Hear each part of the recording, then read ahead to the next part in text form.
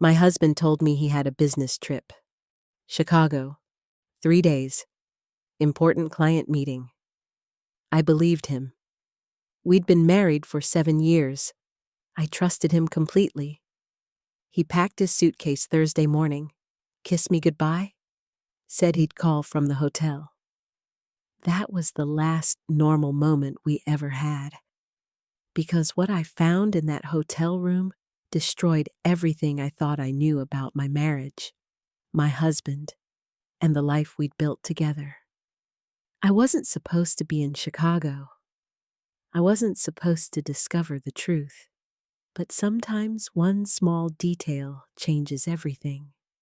For me, it was a forgotten toothbrush. My name is Jennifer Patterson. I'm 32 years old, a marketing director at a mid-sized advertising firm in Connecticut. I've been married to Mark Patterson for 7 years. We met in college when I was 25, dated for 3 years, got married at 28, and have spent the past 7 years building what I genuinely believed was a happy, stable marriage based on trust, communication, and shared dreams for our future together. Mark is 34 years old and works as a sales manager for a medical device company, a position he's held for 5 years that requires occasional travel to meet with distributors, attend conferences, and maintain relationships with major accounts across the northeastern United States.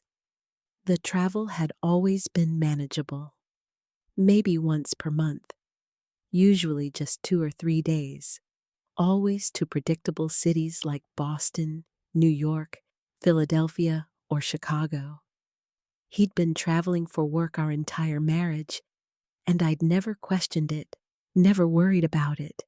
Never had any reason to suspect that business trip meant anything other than exactly that. Business until Thursday morning, November 14th, when Mark packed for what he said was a 3-day trip to Chicago for meetings with a major hospital system that was considering purchasing his company's surgical equipment. He'd mentioned the trip 2 weeks earlier, had shown me the calendar invite from his boss, had explained that this was a crucial account worth millions annually that required FaceTime with decision makers. Everything seemed completely legitimate and normal. Thursday morning arrived. Mark came downstairs at 6:30 a.m. with his rolling suitcase, the black Samsonite we'd bought together 3 years ago specifically for his business travel. He was wearing business casual clothes appropriate for flying. Khakis, a button-down shirt, comfortable shoes.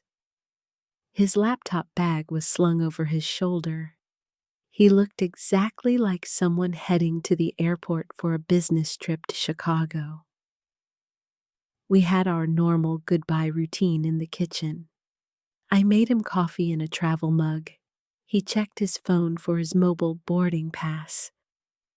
I could see the United Airlines confirmation on his screen showing a 9:15 a.m. flight from Hartford to Chicago O'Hare. He kissed me goodbye, told me he loved me, said he'd text when he landed, promised to call that evening from his hotel room.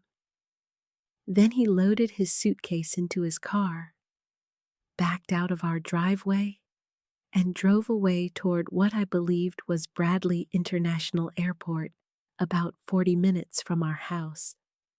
I watched his car disappear down our street, finished my coffee, got ready for my own workday, and thought nothing seemed unusual or suspicious. Why would I? This was our routine. Mark traveled for work. I supported his career. We were a team. That's what spouses do. Trust each other, support each other's professional obligations, maintain the home front when one person needs to be away temporarily for work. But here's the detail that changed everything.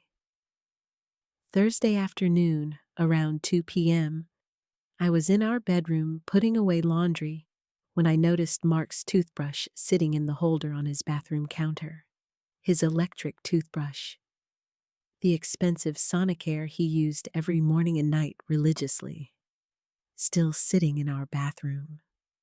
When he was supposedly in Chicago for 3 days, I stared at that toothbrush for probably 30 seconds. My mind trying to make sense of what I was seeing. Mark never forgot his toothbrush. Never. He was meticulous about dental hygiene, almost obsessive about it. He'd even packed a travel toothbrush holder specifically for business trips.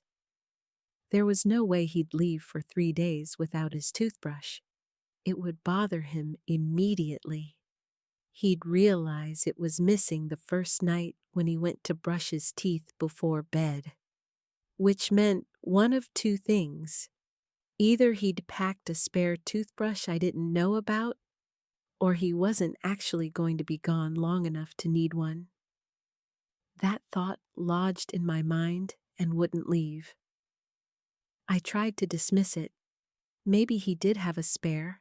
Maybe he'd buy one at the hotel. Maybe it wasn't significant. But the longer I thought about it, the stranger it seemed. Mark was a creature of habit. He always packed the same things the same way for business trips, and his toothbrush was always part of that routine. I picked up my phone and looked at our text thread. Mark had texted me at 10:47 a.m. Landed in Chicago. Flight was smooth, heading to hotel to drop bags before first meeting Love You. Completely normal business trip update, nothing suspicious. But was he actually in Chicago? Or was that text a lie, like maybe the toothbrush suggested? I opened the Find My iPhone app. We'd had location sharing enabled for years as a safety feature. Never anything to do with tracking or surveillance, just convenience so we'd know where each other were if plans changed or emergencies arose. I'd never used it to check up on Mark. Never had a reason to. But now, standing in our bedroom holding his toothbrush and looking at his text claiming he was in Chicago, I clicked on his location. The map loaded. His phone's location pin appeared. Not in Chicago. Not at O'Hare Airport. Not at any Chicago hotel. His phone was showing a location in Hartford, Connecticut. About 45 minutes from our house, the address displayed was 847 Asylum Avenue, Hartford, Connecticut. A hotel. The Ritz-Carlton, Hartford. My stomach dropped. Mark wasn't in Chicago. He was in Hartford. Less than an hour from our home. His flight confirmation, his text about landing, his entire story about a 3-day Chicago business trip, all lies. But why? Why would he fake a business trip to Chicago, but actually stay at a hotel in Hartford? I sat down on our bed, still holding my phone, watching his location pin on the map. It wasn't moving. He was at the Ritz-Carlton, Hartford, and based on the location staying steady for the past several hours since his supposed flight landed, he'd been there all day. My mind was racing through possibilities. Maybe there was a legitimate work reason. Maybe the Chicago trip got changed to a Hartford meeting, but he forgot to tell me.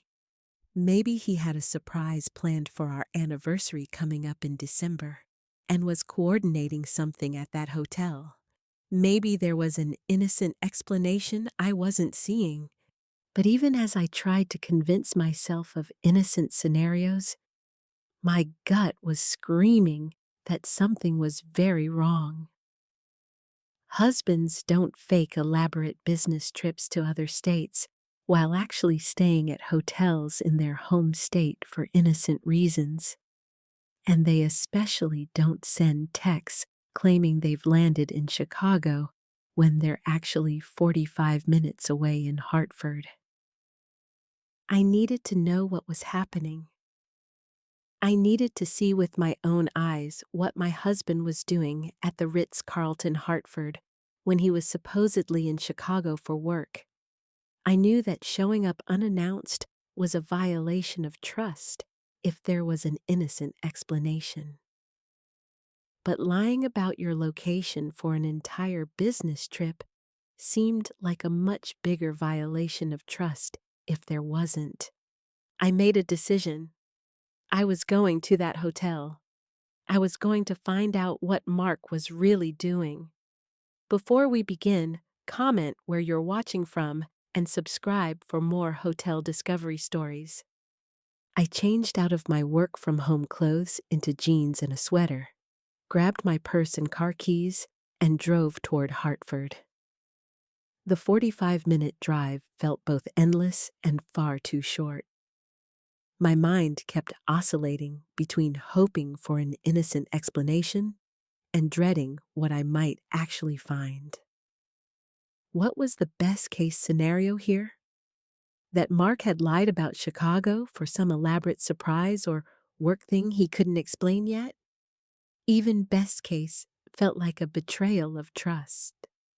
I arrived at the Ritz-Carlton Hartford around 3:30 p.m. on Thursday afternoon. It's an upscale hotel in downtown Hartford. Definitely nicer than the typical business travel hotels Mark usually stayed at for work trips. I parked in the visitor lot and sat in my car for a moment, checking Find My iPhone again. Mark's location pin was still showing inside the hotel building, stationary, suggesting he was in his room. I walked into the hotel lobby, trying to look casual and normal, not like a wife tracking down her husband who'd lied about being in another state. The lobby was elegant, marble floors, modern furniture, floor-to-ceiling windows. Exactly the kind of place people might choose for a romantic getaway or special occasion. Not typically the kind of hotel a medical device sales manager would expense for a routine business trip. But I had a problem. I didn't know Mark's room number. I couldn't just walk up to the front desk and ask, "What room is Mark Patterson in?"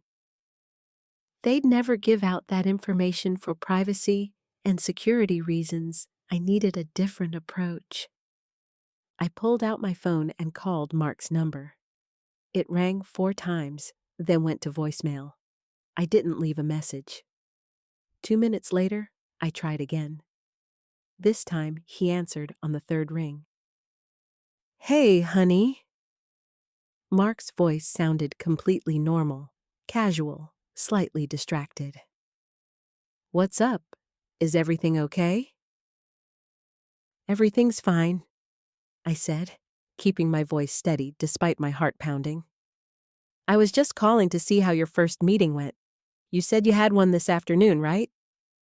"Oh, yeah," Mark replied without hesitation, the lie flowing smoothly. "It went well. The hospital administrators are interested in our new surgical robotics line. We're having dinner tonight to discuss pricing and implementation timeline. Should be a good account if we can close it." He sounded so natural, so convincing, so comfortable lying to me about being in Chicago at business meetings, when I was literally standing in the lobby of the Hartford Hotel where his phone was located. How many times had he done this before? How many business trips had actually been lies? "That's great," I managed to say. "I'm proud of you. I know you've been working on this account for months." "Thanks," Mark said, and I could hear him smiling through the phone. "I'll call you tonight after dinner, probably around 9 or so. Love you." "Love you too," I said automatically, the words feeling hollow. We hung up. I stood in the Ritz-Carlton lobby, knowing my husband was somewhere in this building, knowing he'd just lied smoothly and convincingly about being in Chicago for work. knowing I needed to find out what was really happening, but unsure how to proceed. Then I saw the hotel bar and restaurant, an upscale lounge area connected to the lobby with comfortable seating, dim lighting, and a view of the hotel elevator banks. I walked over and chose a chair positioned where I could see the elevators clearly, while remaining somewhat out of direct sight lines from people exiting them. I ordered coffee from a server and settled in to wait. I didn't have a plan beyond wait and watch. I knew Mark was in this hotel. I knew he thought I believed he was in Chicago. Eventually, he'd have to leave his room for something. Dinner, the bar, whatever the actual purpose of this fake business trip was. And when he did, I'd see him. And I'd see whether he was alone. Because that was the question lodging itself more firmly in my mind with each passing minute. If Mark had lied about a business trip to Chicago, but was actually at a hotel in Hartford, was he here alone? Or was there someone else involved? I sat in that hotel lounge for 2 hours, drinking coffee, pretending to work on my laptop, watching the elevator banks. Guests came and went. Business people in suits, couples dressed for dinner, tourists with shopping bags. None of them were Mark. At 5:47 p.m., the elevator doors opened and I saw him. My husband, Mark Patterson, wearing the same khakis and button-down shirt he'd had on when he left our house that morning, looking completely normal and relaxed. But he wasn't alone. A woman walked out of the elevator beside him. Tall, probably late 20s or early 30s, blonde hair styled in loose waves, wearing a blue dress and heels attractive. Professional looking. Comfortable.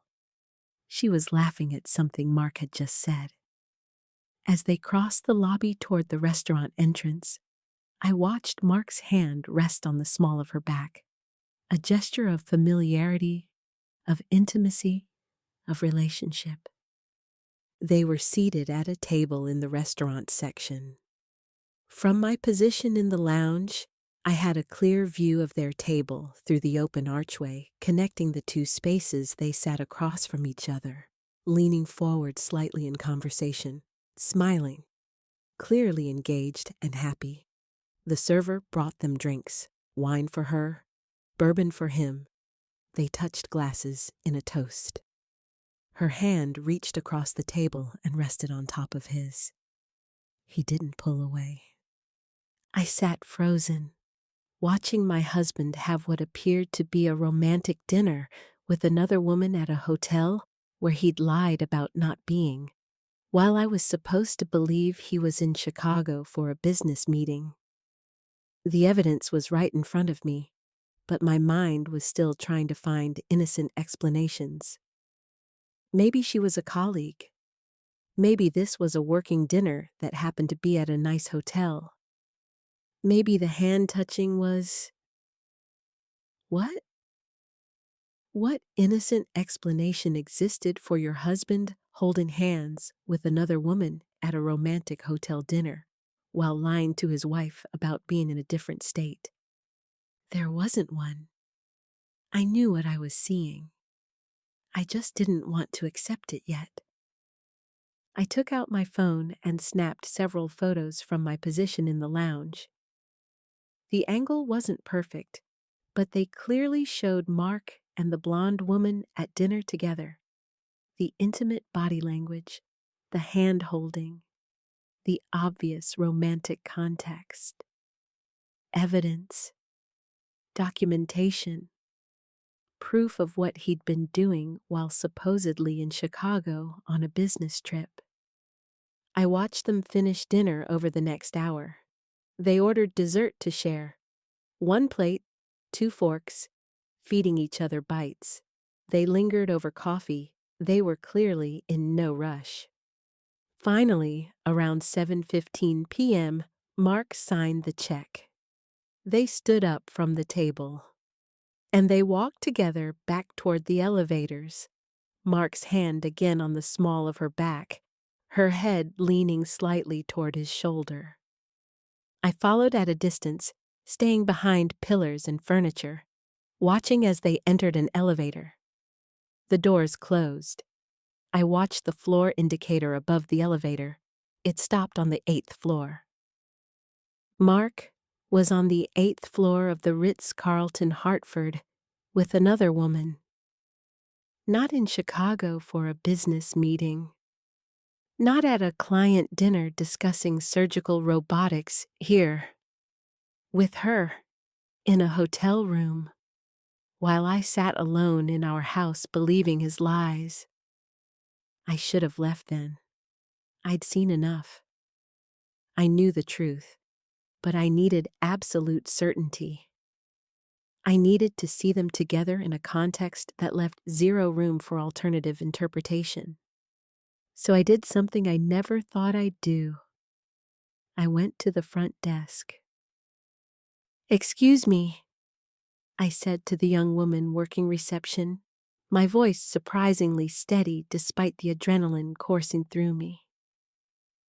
"I'm supposed to meet my husband here, but I can't remember which room number he said. His name is Mark Patterson. Could you tell me his room number so I can head up?" The receptionist looked uncomfortable. "I'm sorry, but we can't give out guest room numbers for privacy reasons. But I can call up to the room and let him know you're here if you'd like." "No, that's okay," I said quickly. "I'll just text him. Thank you anyway." I walked away from the desk before she could offer more help. I'd confirmed Mark had checked in under his own name. She hadn't said, "We don't have anyone by that name." She just refused to give me the room number for privacy reasons. So Mark was officially a guest here. This wasn't some same-day use of a hotel space. He'd checked in, had a room, was planning to stay overnight. I took the elevator to the 8th floor. When the doors opened, I stepped out into a quiet, carpeted hallway. With room doors on either side, I had no idea which room was Mark's. The floor probably had 25 or 30 rooms total. I could knock on every door, but that seemed insane and ineffective. Instead, I found a small alcove near the elevator with a bench, probably meant as a waiting area for housekeeping or guests. I sat down where I could see most of the hallway and waited again. If Mark and the woman were in a room on this floor, eventually one of them might leave, or I might hear something, or some opportunity might present itself to confirm which room they were in. I sat in that hallway alcove for 45 minutes. It was surreal, sitting on the 8th floor of a Hartford hotel, waiting to catch my husband in an affair he'd hidden behind fake business trips. Several guests walked past me to their rooms, giving me curious looks but not questioning why I was sitting there. Maybe they assumed I was waiting for someone. In a way, I was. At 8:03 p.m., I heard a door open down the hallway to my left. A woman's laugh. That same blonde woman emerged from room 847. I could see the number on the door as it swung closed behind her. She was still in her blue dress, but her hair was slightly disheveled, her lipstick faded. She walked toward the elevators holding her phone, clearly texting someone smiling. She didn't notice me sitting in the alcove as she passed and entered the elevator. Room 847. Mark was in room 847. With enough certainty to act on, I stood up and walked to that door. I stood there for a moment, my hand raised to knock, thinking about all the ways this moment would change everything. Once I knocked on this door, there was no going back. Our marriage, as I knew it, would be over. The trust, the life we'd built, the future we'd planned, all of it would collapse the moment Mark opened this door and saw me standing in the hallway of a hotel he'd pretended not to be in. I knocked. 3 firm knocks.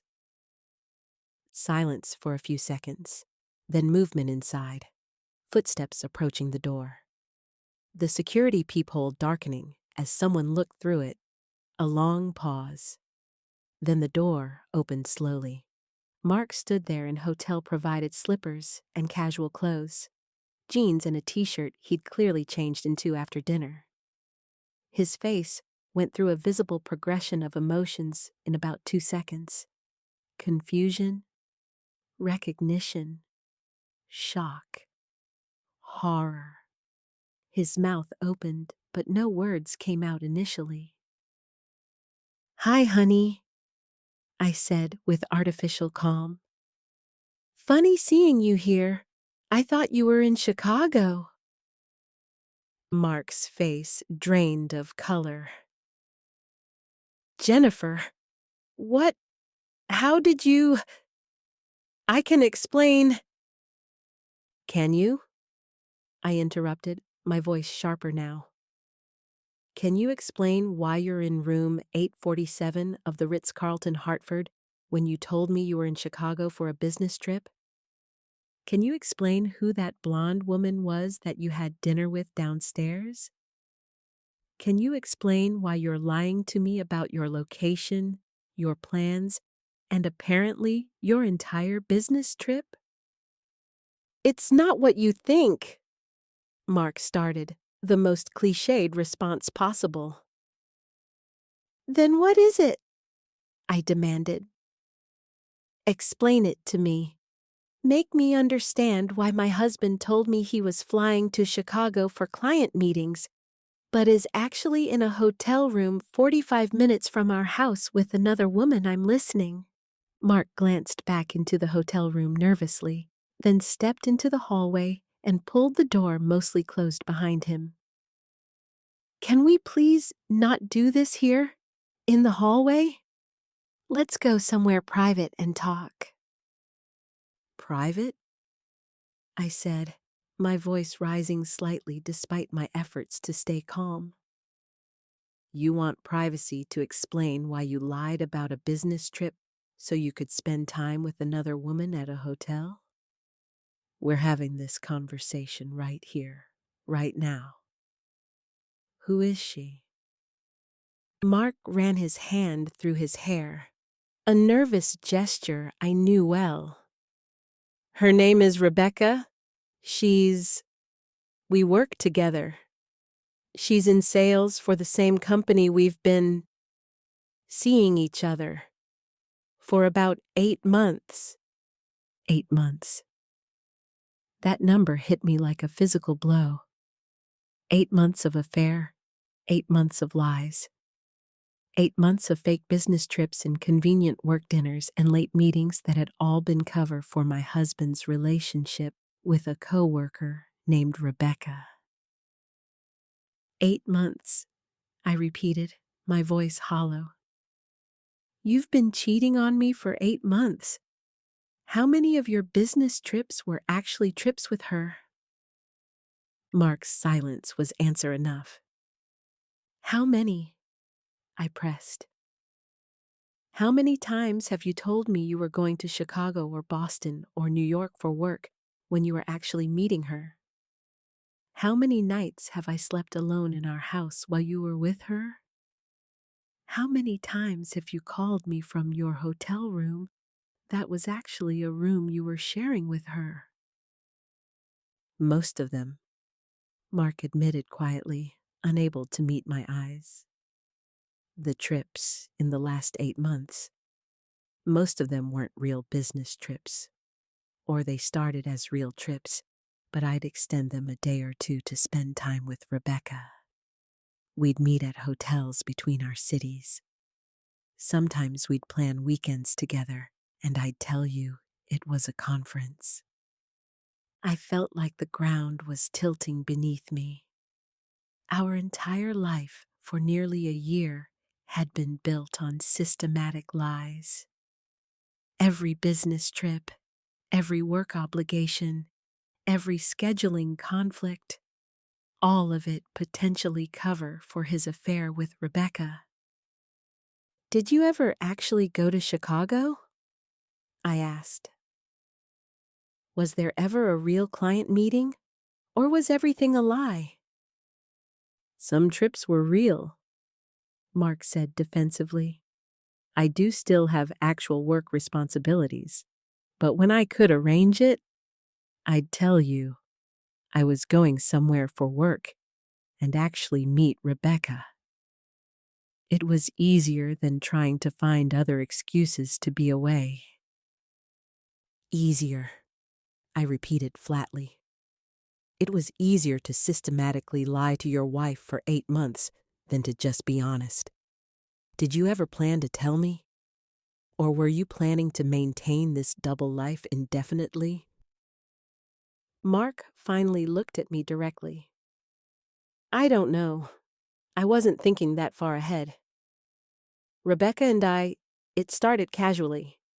We were on a real business trip together, had too much to drink at the hotel bar. One thing led to another. It was supposed to be one night, a mistake we'd forget about. But then we kept seeing each other at work, and it was exciting and new, and I didn't want it to end, so we kept meeting up when we could, and it just continued. While you were married to me, I said. While you came home to me every night you weren't with her. While we had dinner together and watched TV and made plans for our future. While I trusted you completely and never questioned a single business trip.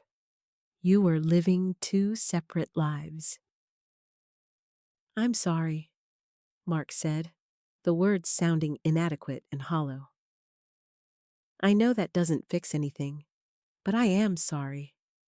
I never wanted to hurt you, I couldn't figure out how to end it with Rebecca without destroying our marriage.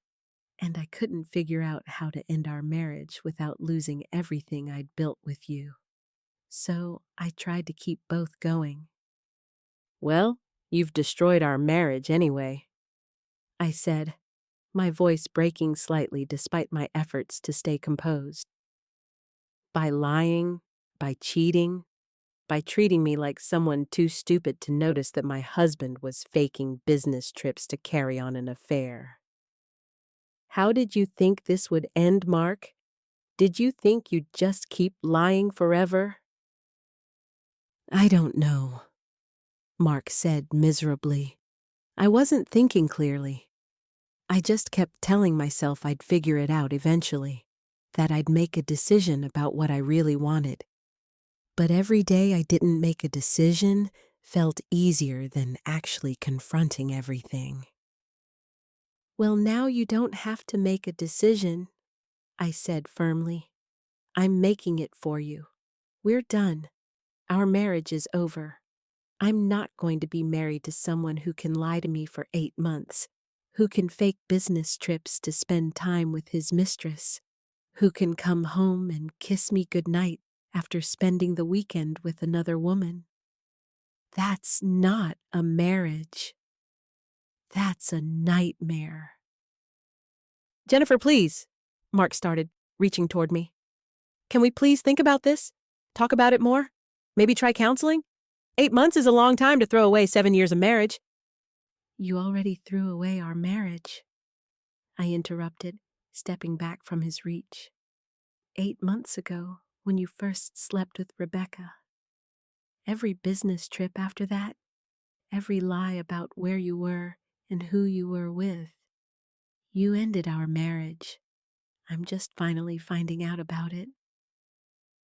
I pulled out my phone and showed Mark one of the photos I'd taken earlier of him and Rebecca at dinner. I have photos. I have your location data showing you're in Hartford, not Chicago. I have documentation of your lies. When you get served with divorce papers next week, these will be attachments. I'd recommend you find a good attorney." Mark's face showed he understood this wasn't a moment of anger that would blow over. This was the actual end of our marriage, happening in real time in a hotel hallway. "Where are you going?" he asked as I turned toward the elevators. "Home," I said. "To our house, which you're not welcome in anymore. I'll have your belongings packed and ready for pickup by tomorrow afternoon. Don't come to the house to get them. I'll leave them in the garage and you can collect them when I'm not there. We'll communicate through attorneys from now on." "Can't we at least talk?" Mark tried again. "We just did," I said. "And I heard everything I needed to hear. 8 months of lies, fake business trips, a whole relationship with a coworker while pretending to be a devoted husband at home. There's nothing left to talk about. We're done." I walked to the elevator, pressed the button, and waited. Mark stood in his hotel doorway watching me, looking defeated and lost. The elevator arrived. I stepped in, the doors closed, and I rode down to the lobby, walked through the Ritz-Carlton Hartford where my husband had been staying while supposedly in Chicago, got in my car, and drove home. The drive back felt different from the drive there.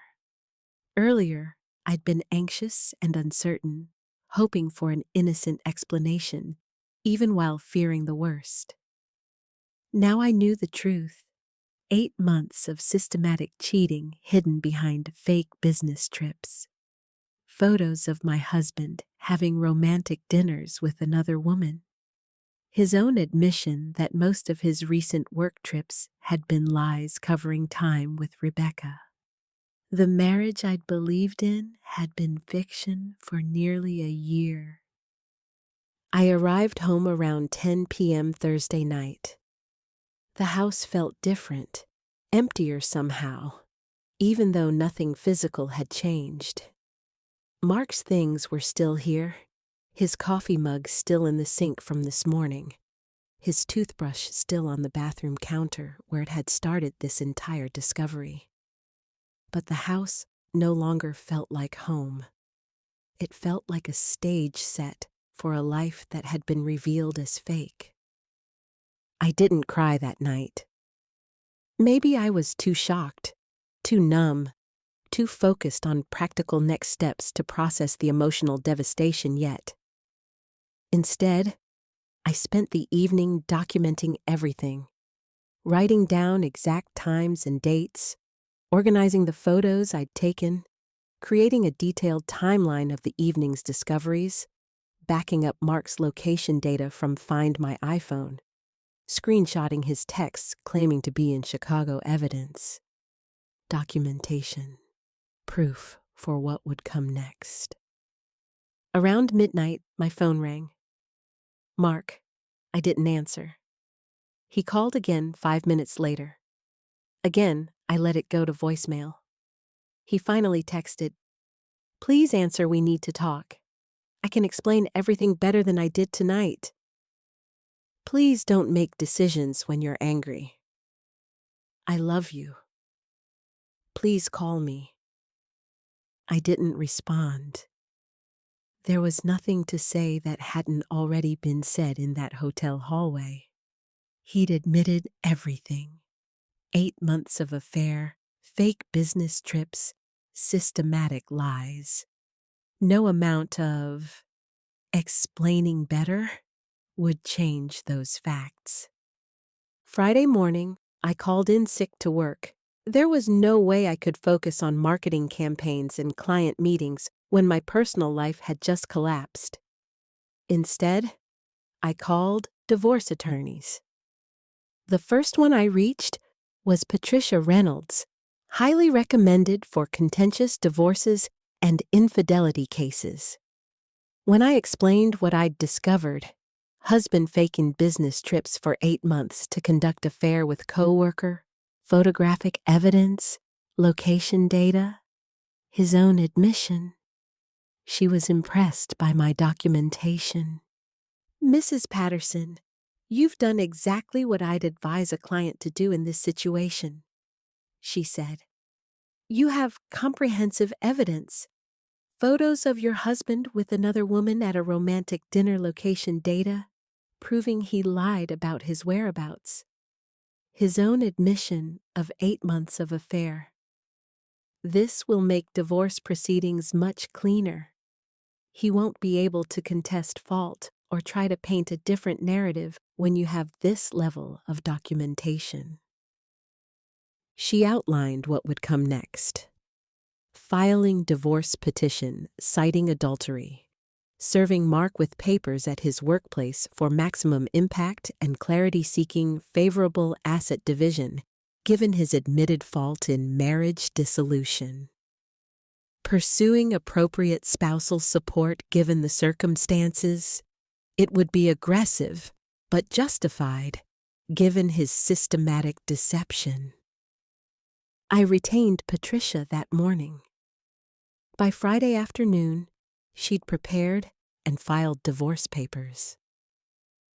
By Monday morning, Mark would be served at his office, in front of colleagues, making very public the private betrayal he'd tried to keep hidden.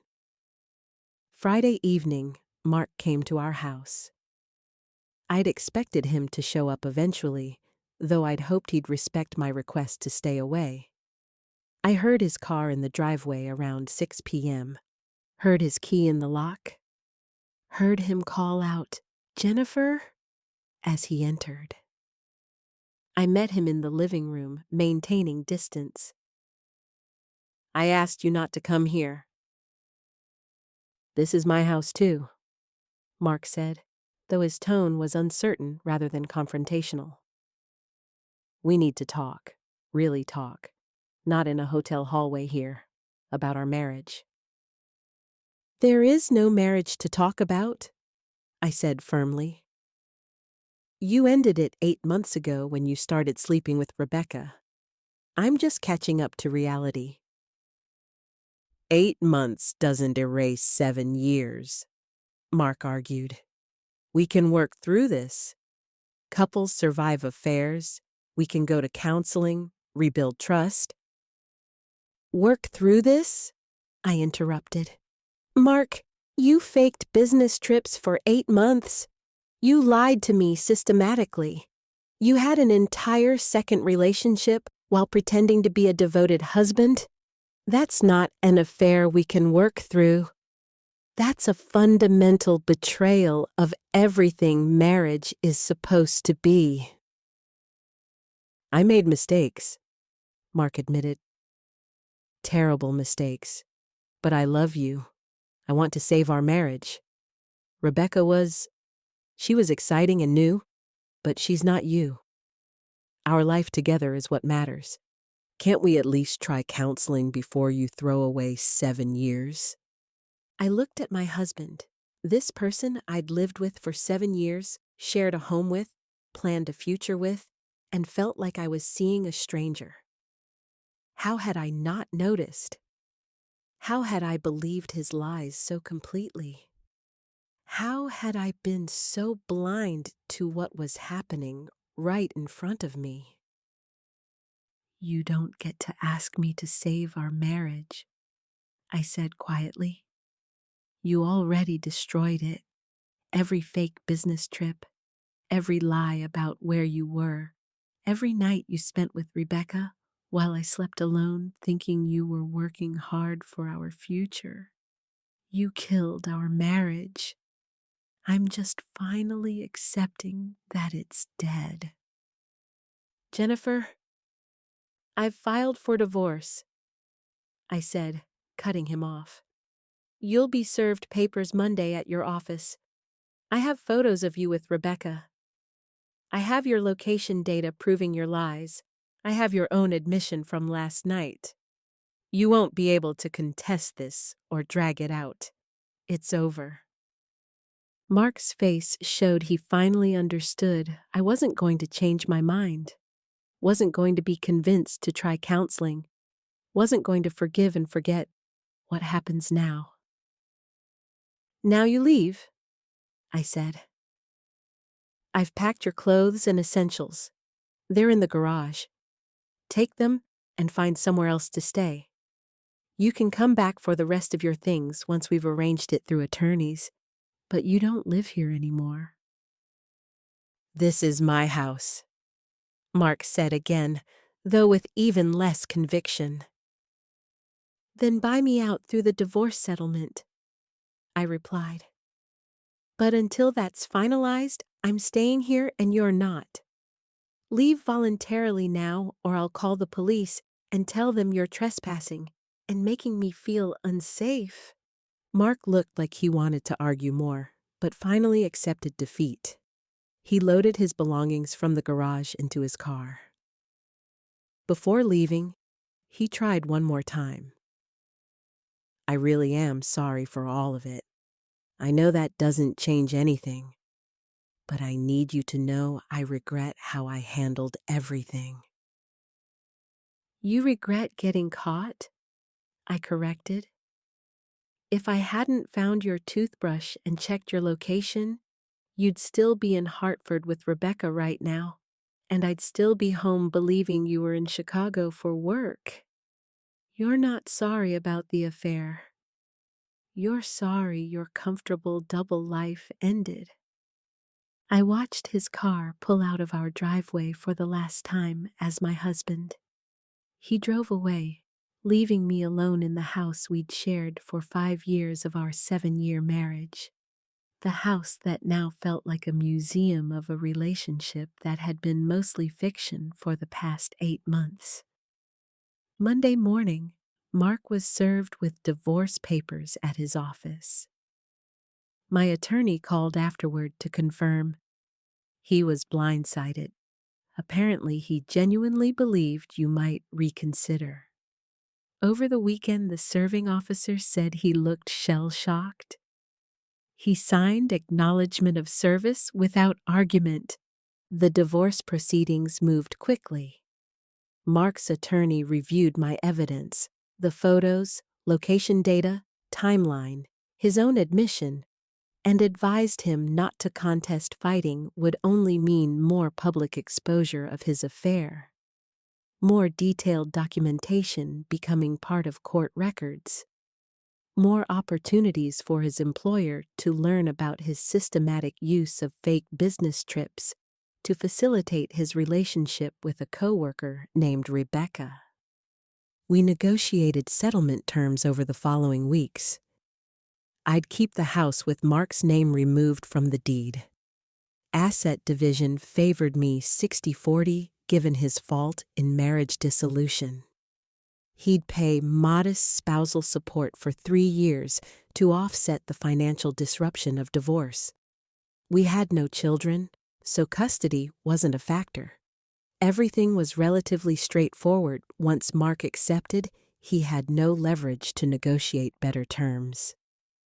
The divorce was finalized 3 months later in February. The judge who approved our settlement made a comment that stuck with me. This case represents a common modern pattern.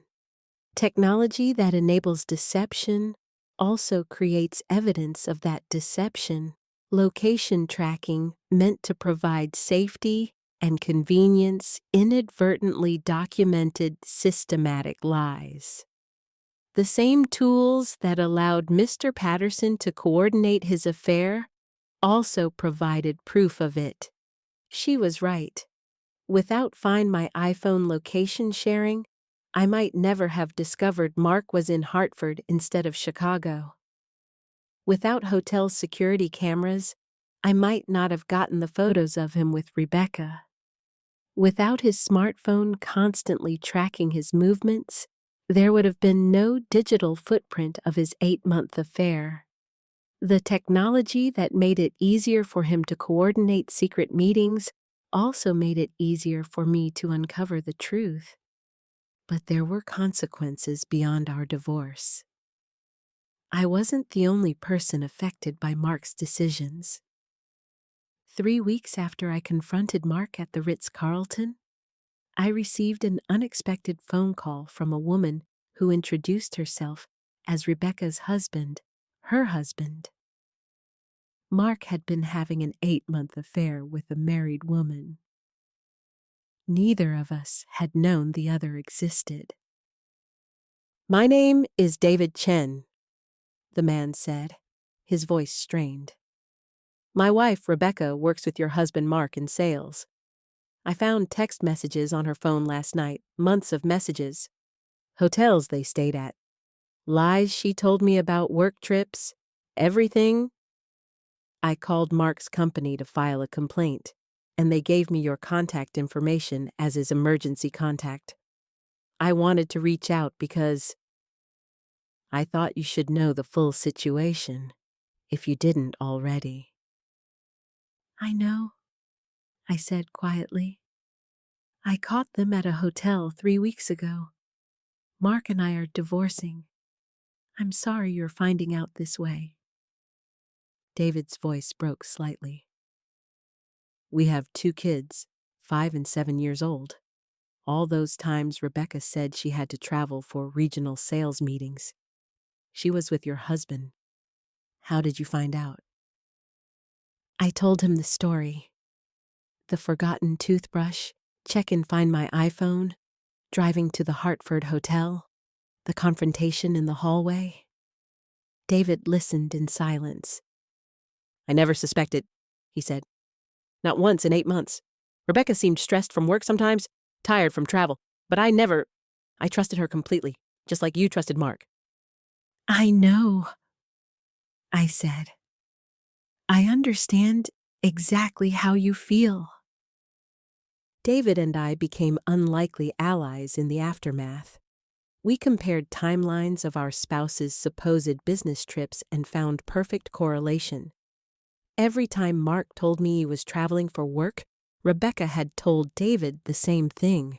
They'd coordinated their lies, had matching fake schedules, had built an entire parallel life while we remained oblivious at home. David filed for divorce as well. Like Mark, Rebecca couldn't contest given the overwhelming evidence: text messages, hotel receipts David found in her email, my photos from the Ritz-Carlton, documented patterns of deception spanning 8 months. Their divorce proceedings were complicated by custody negotiations for their 2 children. But the outcome was clear. Rebecca's systematic lies meant David would receive primary custody, with Rebecca seeing their children on a limited schedule. But the consequences extended further still.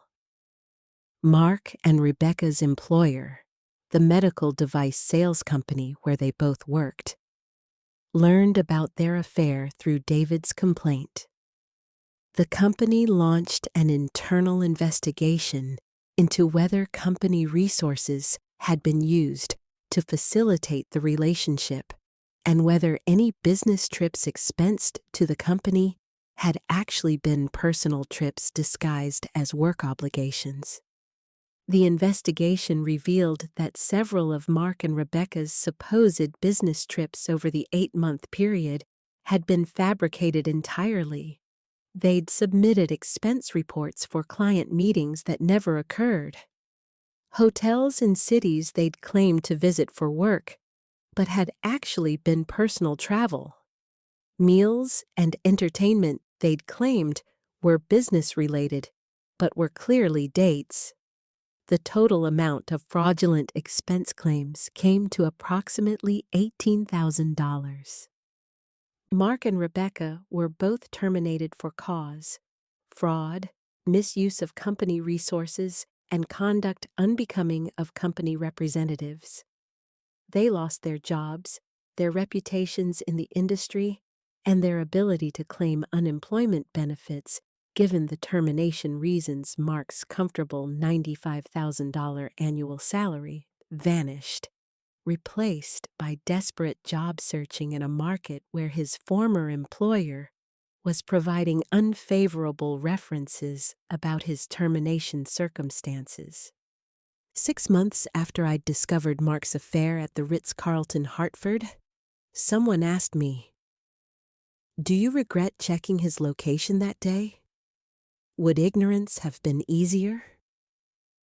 My answer was immediate and certain. Not for 1 second. That location check revealed 8 months of systematic lies I absolutely deserved to know about. Without it, Mark's affair might have continued for years, until he decided to leave on his terms, or until I discovered the truth in some even more painful way, or possibly forever, with me never knowing I was living a lie. The technology didn't create the betrayal, I continued.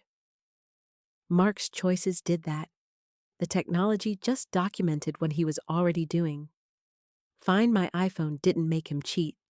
It just showed me where he actually was when he claimed to be somewhere else. That information freed me from a marriage that had been fiction for nearly a year. 1 year after the divorce, I started dating again. Meeting someone new felt terrifying after being deceived so comprehensively for 8 months by someone I'd trusted completely. How could I trust anyone's words about where they were or what they were doing?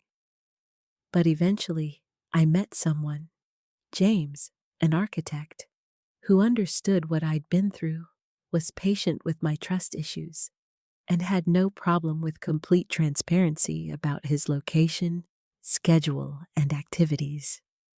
James's approach to our relationship was the opposite of Mark's in every way. His location sharing was always enabled, and he'd actively show me where he'd been during the day. His calendar was completely open and matched his actual activities. His work trips, rare as they were, involved showing me conference schedules, hotel confirmations, and video calls from his actual location. He understood that rebuilding trust after betrayal required transparency, not demands that I just trust him. That's what real looks like, what honest looks like, not 8 months of fake business trips documented through contradictory location data and hotel confrontations. Just transparent, open, verifiable life freely shared with someone who understands that trust is built through actions, not words. 2 years after discovering Mark's affair, I was remarried to James and had fully rebuilt my life. The Ritz-Carlton Hartford was just a building I occasionally drove past in downtown, no longer a place of devastating discovery, just a hotel. Mark's toothbrush, sitting forgotten on our bathroom counter, was no longer part of my daily routine. James had his own toothbrush, and he always remembered to pack it when traveling. And he actually went to the places he said he was going. 3 years after the divorce, David Chen, Rebecca's ex-husband, and I remained friendly. We'd occasionally meet for coffee and reflect on how we'd both discovered our spouse's affair through different means, but with similar outcomes. He'd found text messages. I'd found location data. Different evidence of the same systematic deception. Your attorney called those photos from the hotel the most clear-cut evidence of infidelity she'd ever seen, David said once. Mark and Rebecca having dinner, holding hands, going to their hotel room together. Combined with your location data showing he lied about being in Chicago, it was irrefutable. Your text messages were pretty irrefutable too, I pointed out. 8 months of correspondence, hotel bookings, coordination of fake travel schedules. Same evidence, different format. Technology makes affairs easier to coordinate, David observed, but it also makes them easier to discover. 30 years ago, Mark and Rebecca would have had to use payphones to plan meetups, pay cash for everything, rely on physical letters or in-person coordination. Much harder. Now they could text, email, use shared calendars, book hotels online. But those same digital tools created evidence. He was right. Mark and Rebecca's affair had been facilitated by smartphones, location services, digital booking systems, and instant communication. But those same technologies had provided the evidence that exposed them. Location data, photos, text messages, expense reports, digital footprints across multiple platforms. What made modern affairs easier to conduct also made them easier to document. 5 years after finding Mark at the Ritz-Carlton, Hartford, I was asked to speak at a divorce support group about my experience. The organizers wanted me to discuss how I'd discovered my husband's affair and how I'd navigated the emotional and practical aftermath. Standing before a room of people going through their own marriage dissolutions, I told my story. The forgotten toothbrush that didn't make sense, checking location data that showed contradictions with claimed travel, driving to a hotel to confront reality, the evidence gathered and documented, the divorce proceedings, the rebuilding of life afterward. The audience had questions. The first, how did you know to check his location? What made you suspicious? My answer, I wasn't suspicious initially. It was just one small detail, his toothbrush, that didn't make sense. Mark was obsessive about dental hygiene. There's no way he'd leave for a 3-day business trip without his electric toothbrush. That inconsistency made me question other details, which led to checking his location, which revealed the lies. Sometimes it's not dramatic suspicion. Sometimes it's just one small thing that doesn't add up. Another question. Do you think everyone should track their spouse's location? My answer. Location sharing shouldn't be about surveillance or control. It should be about mutual transparency and safety. James and I both have location sharing enabled, not because we don't trust each other, but because we have nothing to hide. If you're living honestly, location data just confirms what you've already told your partner. It only becomes problematic when there's deception involved. The technology itself isn't the issue. The lies are. A third question. How did you handle the emotional devastation of discovering 8 months of systematic lies? My answer. I didn't handle it well initially. I was numb for weeks, then angry for months, then sad for longer than I want to admit. But eventually I realized that Mark's affair wasn't about me being insufficient or inadequate. It was about his choices, his character, his willingness to deceive. I couldn't control his decisions. I could only control my response. So I chose to document everything, divorce decisively, and rebuild my life rather than staying trapped in a relationship built on lies. After the divorce support group talk, several people approached me privately. Most had similar stories. Discovered affairs through technology their spouses didn't realize created evidence. One woman found her husband's affair through Amazon Alexa recordings. Another discovered lies through Google Maps timeline data. Another found evidence in cloud-synced photos. Modern technology created endless opportunities for deception to be documented and discovered.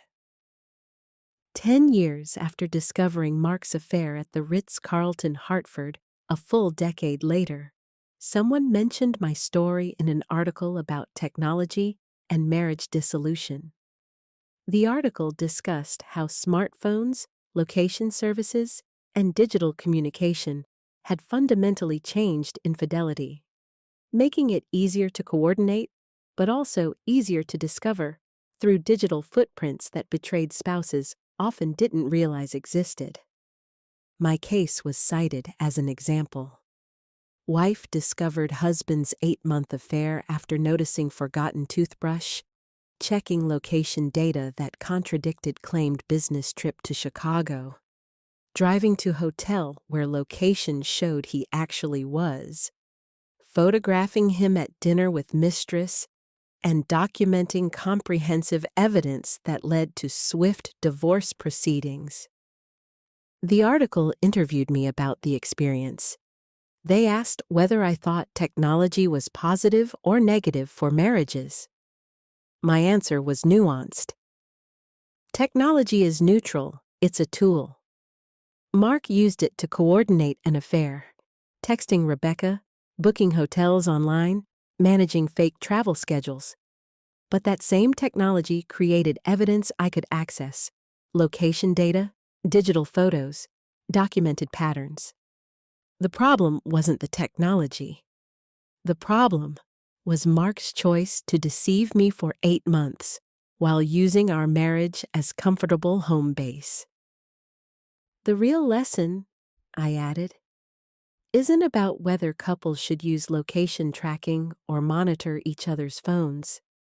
It's about understanding that in our technologically connected world, deception creates digital evidence.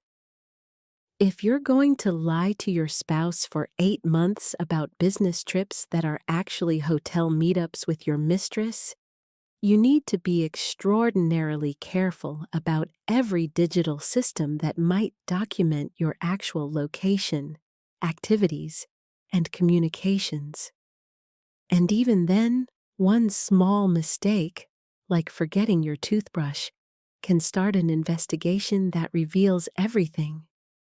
15 years after Mark and I divorced, I was now 47 years old, had been married to James for 13 years, had built an entirely new life that bore almost no resemblance to my 7 years with Mark. I received an unexpected email from Mark. Subject line: I owe you an apology. The email was long, detailed, reflective. Mark explained that he'd been in therapy for years, working through why he'd made the choices he had. He'd lost his job, his reputation, his marriage, his financial security, all consequences of the 8-month affair that had seemed exciting and manageable until I'd appeared in that hotel hallway and reality collapsed on him. He'd eventually found new work in a different industry at a much lower salary. He'd dated Rebecca for about 6 months after both divorces finalized. Then that relationship fell apart under the weight of the destruction it had caused. He'd been single for the past decade, focused on rebuilding his career and his character. I'm not writing this because I expect forgiveness or want to reconnect, Mark wrote. I'm writing because you deserve a genuine apology from someone who actually understands what he did wrong. I didn't just have an affair. I systematically deceived you for 8 months. I faked business trips, created elaborate lies, used our marriage as cover while pursuing someone else. I stole 8 months of your life where you could have been with someone honest. That was cruel and selfish and wrong. I'm sorry. You deserved so much better than how I treated you. I read the email twice, then showed it to James. Do you want to respond? He asked. I thought about it for a day. Then I replied simply, Thank you for the apology. I hope you've become the person you wish you'd been 15 years ago. I've moved on completely and have built a good life. I wish the same for you. That was closure, not the dramatic confrontation or ongoing bitterness. Just acknowledgement that what happened was wrong, acceptance of responsibility, and movement forward for both of us. Mark's affair and the lies surrounding it had destroyed our marriage 15 years ago. But it hadn't destroyed me. I'd survived, rebuilt, thrived, and created something genuine with someone honest. 20 years after standing in that Ritz-Carlton Hartford hallway confronting Mark about his lies, 2 full decades later, I was asked by a friend's daughter who was getting married, "What advice would you give someone entering marriage?" My answer, shaped by experience: trust, but verify. Love deeply, but don't be willfully blind. Share your lives completely, including mundane things like location and schedules, because transparency prevents misunderstanding. And understand that technology creates evidence of how people actually behave, not how they claim to behave. If someone you're married to is living honestly, their digital footprint will match their words. If there's systematic deception, the digital evidence will eventually reveal the truth. But most importantly, I continued, know that discovering betrayal isn't the end of your life. It's the end of that relationship, yes, but it's also an opportunity to build something better with someone honest. Mark's affair destroyed our marriage, but freed me to find James. The pain was temporary. The life I built afterward has lasted 20 years and counting. 25 years after discovering Mark's affair through a forgotten toothbrush and contradictory location data. A quarter century later. I was 57 years old, had been married to James for 23 years, and occasionally thought about that Thursday afternoon when I'd stood in our bedroom holding Mark's electric toothbrush and thought, something's not right. That small inconsistency had led to checking location data, which had led to driving to Hartford, which had led to photos at dinner, which had led to the confrontation in a hotel hallway, which had led to divorce proceedings, which had led to the complete restructuring of my life. All because a toothbrush was sitting on a bathroom counter when it should have been in Chicago in a suitcase. Sometimes I wondered, what if I hadn't noticed the toothbrush? What if I'd never checked Mark's location? What if I'd just believed his lies indefinitely? How much longer would the affair have continued? Would Mark and Rebecca still be together now, having left their respective spouses years ago? Or would they have imploded on their own eventually? But those were hypotheticals that didn't matter. What mattered was what actually happened. I'd discovered the truth. I'd documented evidence I'd divorced decisively. I'd rebuilt completely. I'd found genuine partnership with James. I'd created a life where location data matched stated plans, where business trips were actually business trips, where toothbrushes were never forgotten, because there was no need to create elaborate deceptions. Technology doesn't lie. Location data doesn't forget. GPS coordinates don't misremember. And when someone tells you they're in Chicago for business meetings, but their phone shows them at a Hartford hotel having romantic dinners with someone else, the technology is revealing truth that careful lies tried to conceal. Thank you, forgotten toothbrush, for being the small detail that didn't make sense. Thank you, Find My iPhone, for showing contradictions between claimed location and actual location. Thank you, Ritz-Carlton Hartford, for being the setting where digital evidence met physical reality. Thank you, smartphone cameras, for documenting what I witnessed. And thank you, modern technology generally, for creating systems that make deception difficult to sustain indefinitely without leaving evidence. 8 months of an affair hidden behind fake business trips. Systematic lies about being in Chicago, Boston, New York, Philadelphia, cities Mark claimed to visit for work, but never actually traveled to 23 separate occasions of invented business obligations, covering hotel meetings with Rebecca. All discovered because one electric toothbrush sat on a bathroom counter instead of being packed in a suitcase. That's when truth emerges. Unexpectedly, through small inconsistencies that prompt investigation, through technology that documents actual behavior versus claimed behavior, through location data that contradicts stated plans. Mark's affair might have continued for years if not for that forgotten toothbrush. Instead, it ended in a Hartford hotel hallway 3 weeks after it should have been in Chicago, with photographic evidence and location data making denial impossible. One small inconsistency. One location check. One drive to a hotel. One confrontation in a hallway, and everything changed. The marriage ended. The truth emerged. The deception collapsed.